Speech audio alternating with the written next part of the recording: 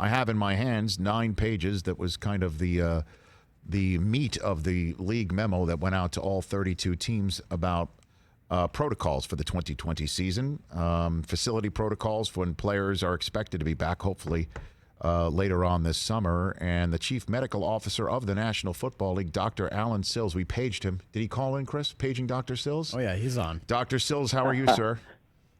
Good afternoon. I'm doing great. How are you? I am doing just fine. Let's get right into it here, Dr. Sills. What would you want fans to know about these 9 pages that I'm referring to, the club protocol portion of the memo that went out yesterday?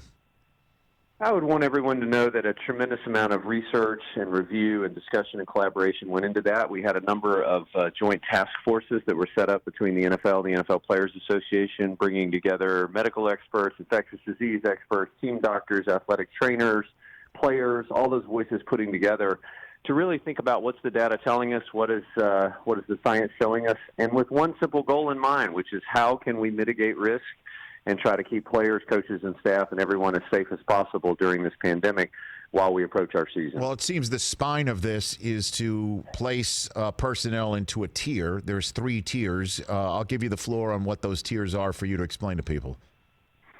Well, I think what we recognize is that you're going to have really not just consideration about players, but an entire team environment of people that are going to be together every day. So it's players, it's coaches, it's support staff, it's medical staff. And those individuals are going to be in and around the facility and also on the practice field. Now, when you're in your facility, certainly you can wear a mask. You can space things out, observe physical distancing, some of the standard public health measures.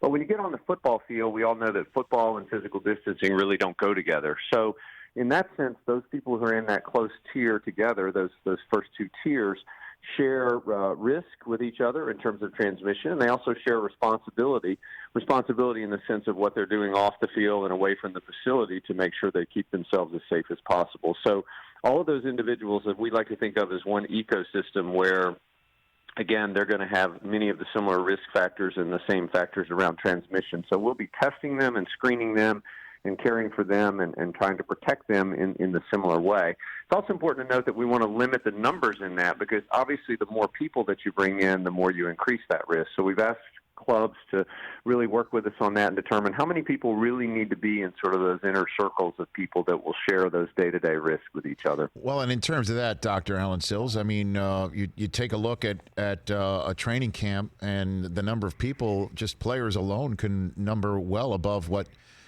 any locker room could handle when you've got to make sure that lockers are a certain distance apart.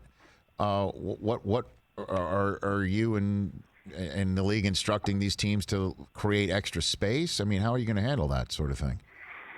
There's no question that this is going to require a lot of challenging and thoughtful and creative solutions, but we have done indeed just that. And we've talked and worked with teams, and part of sending these protocols out is to give them the chance to prepare and to think about those things.